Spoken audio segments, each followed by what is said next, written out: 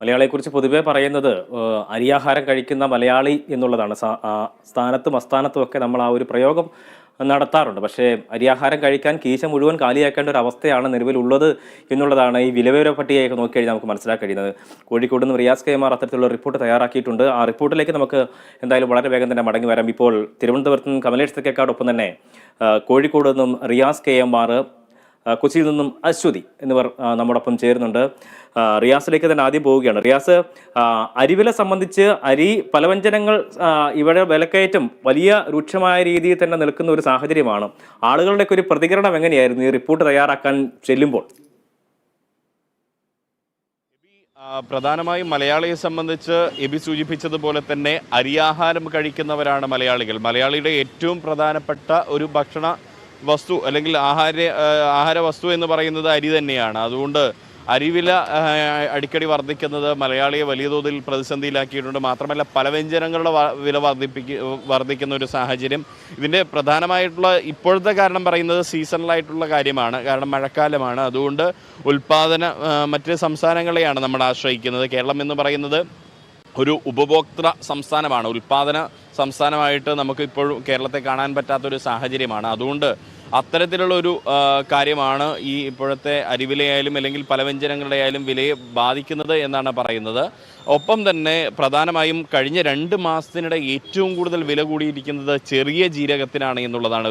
കേവലം 250 രൂപ കിലോവിനുണ്ടായിരുന്ന ചെറിയ ജീരകം ഒറ്റയടിക്ക് കുതിച്ച് കയറി 650 രൂപയിൽ എത്തിയിരിക്കുന്നു എന്നുള്ളതാണ്. ഇത് ജനങ്ങളെ വലിയ തോതിൽ പ്രതിസന്ധിയിലാക്കുന്നു. ഒപ്പം തന്നെ മുളകിൻ്റെ വില കൂടുന്നു. മുളകിന് പ്രധാനമായും പറയുന്നത് ഇപ്പോൾ കാരണം കൃത്യമായ രീതിയിൽ ഉള്ള ഒരു ഇടപെടൽ ഇല്ലാത്തതാണ്. മറ്റൊന്ന്, ഈ അരിയുടെയും പലവ്യഞ്ജനങ്ങളുടെയും വില വർദ്ധിപ്പിക്കാനുള്ള ഒരു സാഹചര്യമായി പലപ്പോഴും പൊതുസമൂഹത്തിൽ നിന്ന് ഉയരുന്ന ഒരു ആക്ഷേപം എന്ന് പറയുന്നത് പൂഴ്ത്തിവെപ്പ് ഉണ്ടാകുന്നു എന്നുള്ളതാണ്. പലപ്പോഴും ഈ നമ്മൾ റേഷനരി എന്നതിനപ്പുറത്തേക്ക് കുത്തക കമ്പനികളുടെ ബ്രാൻഡഡ് അരികൾ വാങ്ങുന്നവരായി മലയാളികൾ ഇപ്പോൾ മാറുമ്പോൾ അത്തരം കുത്തക കമ്പനികൾ ഇത്തരം വസ്തുക്കൾ പൂഴ്ത്തിവെക്കുന്ന ഒരു സാഹചര്യം ഉണ്ടാകുന്നു എന്നൊരു ആക്ഷേപം പൊതുസമൂഹത്തിൻ്റെ ഭാഗത്തുനിന്നുമുണ്ട്.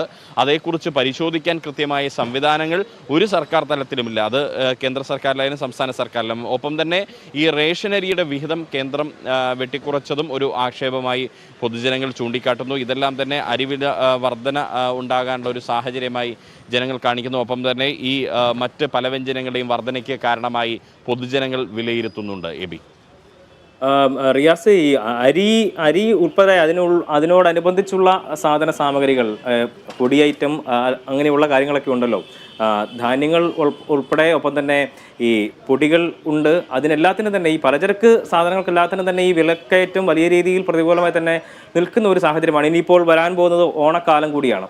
അപ്പോൾ ഈ ഒരു സാഹചര്യത്തിൽ ഈ പൂഴ്ത്തിവെപ്പ് എന്ന് പറയുന്ന ഒരു കാര്യം പറഞ്ഞുകൊണ്ടാണ്, ഈ ഒരു സീസൺ മുൻനിർത്തി കണ്ടുകൊണ്ടാണോ ഇത്തരത്തിലുള്ളൊരു വിലക്കയറ്റത്തിൻ്റെ ഒരു പ്രതീതി ഉണ്ടാവുന്നത്? തീർച്ചയായും സീസണലായ ഘട്ടങ്ങളിൽ പ്രധാനമായും എല്ലാ വസ്തുക്കൾക്കും വില കയറ്റുന്ന ഒരു രീതി നമ്മുടെ സമൂഹത്തിൽ ഉണ്ട് എന്നുള്ളതാണ്. അതൊരു വസ്തുതയുമാണ്. കാരണം ഓണക്കാലം അല്ലെങ്കിൽ വിഷുക്കാലം മലയാളിയെ സംബന്ധിച്ച് ഏറ്റവും പ്രധാനപ്പെട്ട കാലങ്ങളാണ് ഇതൊക്കെ. അല്ലെങ്കിൽ പെരുന്നാൾ വരുന്നു, ക്രിസ്തുമസ് വരുന്നു. ഇത്തരം കാലഘട്ടത്തിൽ എന്തായാലും മലയാളി അരി അല്ലെങ്കിൽ മറ്റ് പലവ്യഞ്ജനങ്ങൾ നിർബന്ധമായും വാങ്ങുമെന്ന ഉറപ്പ് ഇത്തരം കുത്തകകൾക്കുണ്ട് എന്നുള്ളതാണ്. അപ്പോൾ ആ കുത്തകകൾക്ക് ഇത്തരം ഒരു ഉറപ്പുള്ളതിനാൽ തന്നെ അവർ നേരത്തെ തന്നെ ഇത്തരം സാധന സാമഗ്രികൾ സ്റ്റോക്ക് ചെയ്ത് വയ്ക്കുന്ന ഒരു കൃത്രിമ ക്ഷാമം പൊതുവിപണിയിൽ അവർ സൃഷ്ടിക്കുന്നു. അതിൻ്റെ മറവിൽ ഈ സീസണിലേക്ക് വില കയറ്റുന്ന ഒരു രീതി, അതാണ് പലപ്പോഴും പൊതുജനങ്ങൾ ഒരു ആരോപണമായി ഉന്നയിക്കുന്നത്. ഇത് പരിശോധിക്കാനുള്ള ഒരു സംവിധാനമില്ല. ഒപ്പം തന്നെ അശാസ്ത്രീയമായ നികുതി നിർണയ രീതിയെക്കുറിച്ചും പൊതുജനങ്ങൾ ആക്ഷേപമായി പറയുന്നുണ്ട്. അതായത് പാക്കിംഗ് ഇല്ലാത്തൊരു വസ്തു വാങ്ങുമ്പോൾ കൊടുക്കുന്നതിനേക്കാൾ നികുതിയാണ് ഒരു പാക്ക് ചെയ്ത് എത്തുന്ന ഒരു വസ്തുവിന് കൊടുക്കേണ്ടി വരുന്നത്. ചിലപ്പോൾ അതിൻ്റെ തുല്യമായ അളവായിരിക്കും, പക്ഷേ അപ്പോൾ പോലും ഈ പാക്കിങ്ങിന് അധികമായ ഒരു നികുതി നൽകേണ്ടി വരുന്നു എന്ന് പറയുന്ന രീതി, അത്തരം ഒരു അശാസ്ത്രീയമായൊരു നികുതി സംവിധാനം അത് കേന്ദ്ര തലത്തിൽ ഉൾപ്പെടെ രാജ്യത്തുടനീളം പരിഷ്കരിക്കപ്പെടേണ്ട ഒരു സാഹചര്യമായിട്ടാണ് പൊതുജനങ്ങൾ വിലയിരുത്തുന്നത്. മാത്രമല്ല പലപ്പോഴും ജനങ്ങൾ പറയുന്ന ഒരു കാര്യം, ഇത്തരം ഗൗരവകരമായ കാര്യങ്ങൾ ചർച്ച ചെയ്യാൻ മാധ്യമങ്ങൾ ഉൾപ്പെടെ തയ്യാറാവുന്നില്ല എന്നൊരു ആശങ്ക ജനങ്ങൾക്കുണ്ട്. അവിടെയാണ് നമ്മൾ ഇന്ന് വ്യത്യസ്തമായി പൊതുജനങ്ങളെ ഏറ്റവും സാർവത്രികമായി ബാധിക്കുന്ന വിഷയങ്ങൾ, എല്ലാ വിവാദങ്ങളും മാറ്റിവെച്ചുകൊണ്ട് രാഷ്ട്രീയ വിവാദങ്ങൾക്കപ്പുറം കേരള വിഷൻ ന്യൂസ് ഇന്ന് പൊതുജനങ്ങളെ, സാധാരണക്കാരനെ ഏറ്റവും ശക്തമായി ബാധിക്കുന്ന ഒരു വിഷയമാണ് വിലക്കയറ്റം. അരി, പലവ്യഞ്ജനങ്ങൾ ഉൾപ്പെടെ പച്ചക്കറിയുടെ വേറൊരു ഭാഗത്ത് നിൽക്കുന്നു, മറ്റ് മത്സ്യമാംസാദികളുടെ വേറൊരു ഭാഗത്തൊക്കെ നിൽക്കുന്നു. അപ്പോഴും മലയാളിക്ക് ഏറ്റവും പ്രധാനമായിട്ടുള്ളത് അരിയും പലവ്യഞ്ജനങ്ങളും തന്നെയാണ്. ഒരു സാധാരണക്കാരനെ സംബന്ധിച്ച് അവൻ്റെ തൊഴിൽ ഇടത്തിൽ നിന്നും ലഭിക്കുന്ന വരുമാനം കൂടുന്നില്ല, പക്ഷേ സാധനങ്ങൾക്ക് വില കൂടുമ്പോൾ വില കുറഞ്ഞ വസ്തുവായി മനുഷ്യൻ മാറുന്ന ഒരു സാഹചര്യമാണ് വർത്തമാന കാലഘട്ടത്തിൽ ഉള്ളത് എന്ന് പൊതുജനങ്ങളുടെ ഭാഗത്തു നിന്നുമുള്ള അഭിപ്രായങ്ങളിൽ നിന്നും വളരെ വൈകാരികമായിട്ടുള്ള പ്രതികരണങ്ങൾ എല്ലാം തന്നെ ആളുകളുടെ ഭാഗത്തു നിന്നുണ്ടാകുന്നു. ഞാൻ റിയാസിനോട് അഭ്യർത്ഥിക്കാനുള്ളത്, ഈ സമയത്ത് ഇപ്പോൾ ഞാൻ കമലേഷിലേക്ക് ഒന്ന് പോവുകയാണ്, ആ സമയത്ത് ആളുകളുടെ പ്രതികരണങ്ങൾ ഏത് തരക്കാണ് എന്നുള്ളതിനെക്കുറിച്ച് കൂടെ ഒരു ശ്രമം നടത്തും എന്ന് വിചാരിക്കുകയാണ് റിയാസിന്റെ ഭാഗത്തു നിന്നും.